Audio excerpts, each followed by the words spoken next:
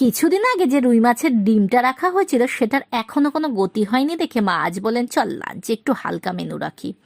বাঙালি বাড়ির মেনুতে আমিষের ছোঁয়া থাকবে না তা কি হয়? তাই আজ মাছের ডিমের সঙ্গে মা করেছিলেন আলু পটল দিয়ে চিংড়ি মাছ। চিংড়িগুলো সকালে বাড়িতে আসা মাছদাদার থেকেই নেওয়া। মায়ের অভিযোগ ছোট বড় চিংড়ি মিলিয়ে মিশিয়ে দিয়ে দিয়েছে দাদা।